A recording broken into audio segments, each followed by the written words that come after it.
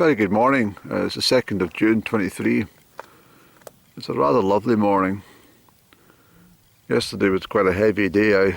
I felt the weather last night was quite oppressive actually, and having nothing to do late on, having dealt with most of my tasks without trying to seek out other things, although there's always plenty to do for everyone.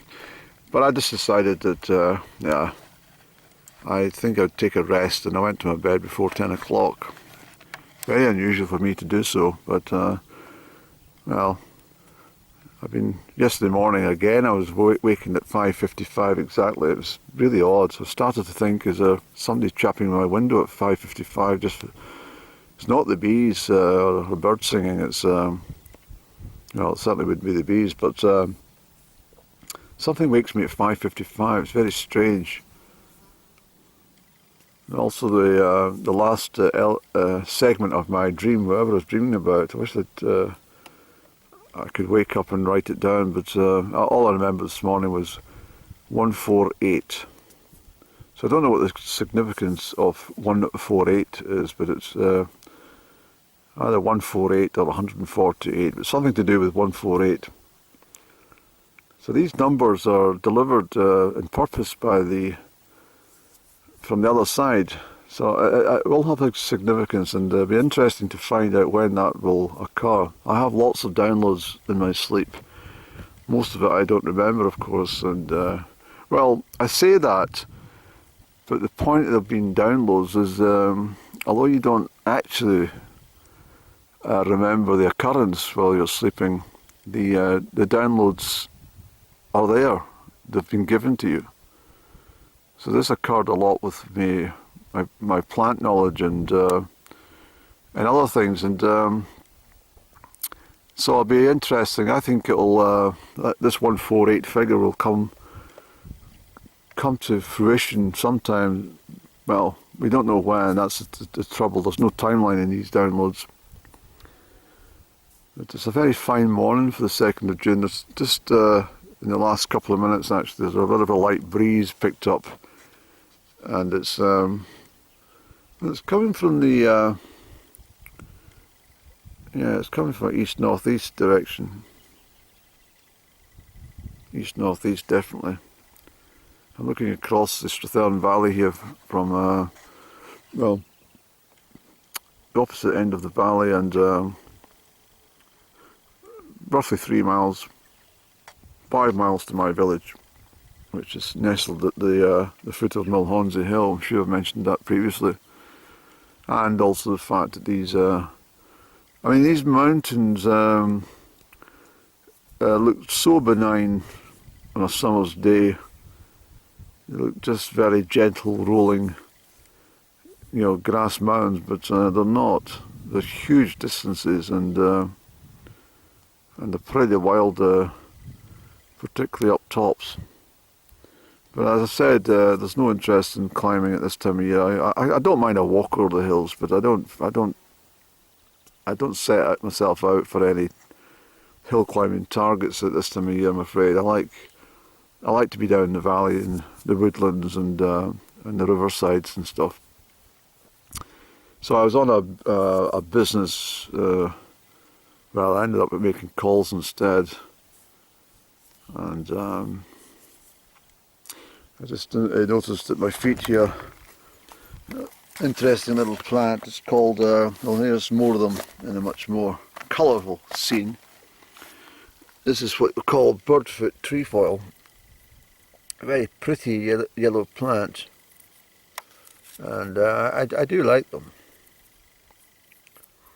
It's see, the yellows, the reason we get so many yellow plants in springtime is to give the bees plenty of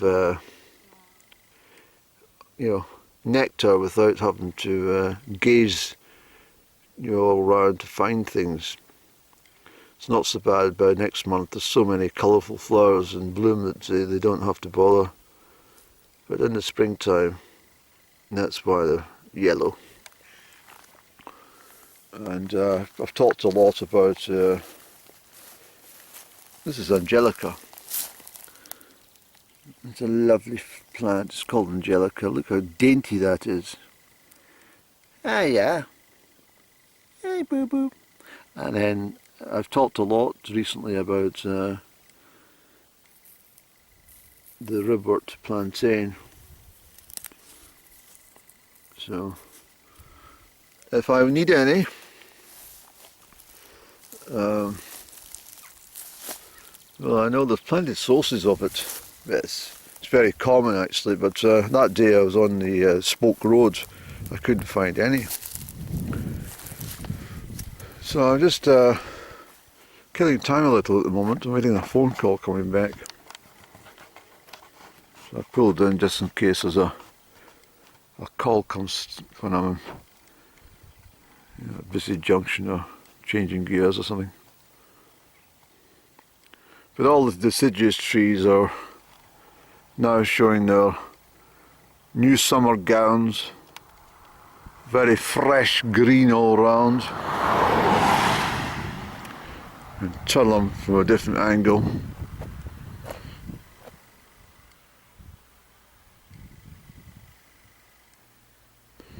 So we could see part of Drummond Castle through there.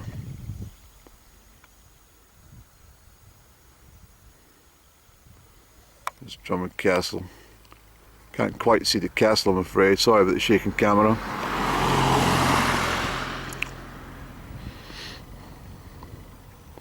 Yes, it's a fine day. I don't think it's quite so stifling with that little breeze. It's very welcome actually.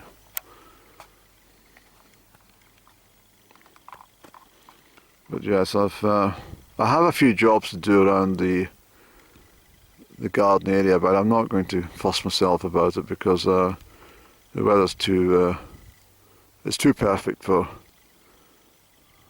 you know, a home environment to-do list, you know. But yesterday was so, I mean, I'd done an internal job in the shed yesterday. I was doing stuff, I mentioned that, and that's complete. So today I'm just taking things in my stride. A relaxing Friday.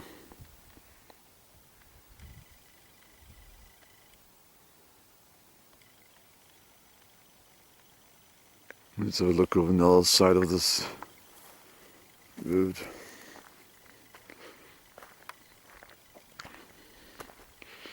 I think it must have been much better with the horse and cart just trundling along here. The clip-clop of the hooves of the horse. And the horse is working in the fields. The plough, my grandfather, no he wasn't, my great-grandfather was a ploughman before he ended up at Glenturret Distillery. There's the castle there. I thought I would be able to see it.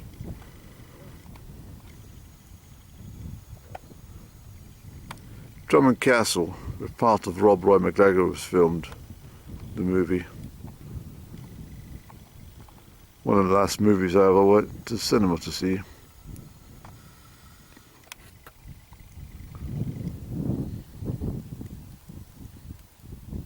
Yes, it was, I think.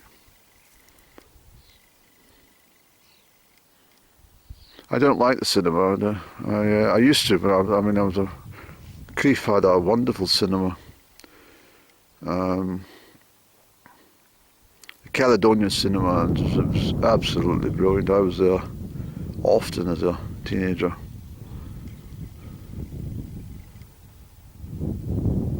And I really loved it, I really did.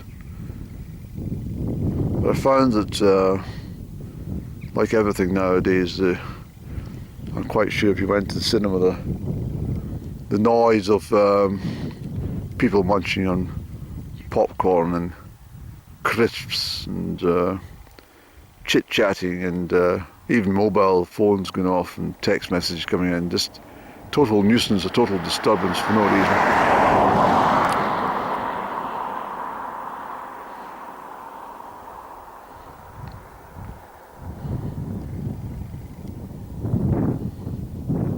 People, they've never mastered the art of eating crisps quietly, have they?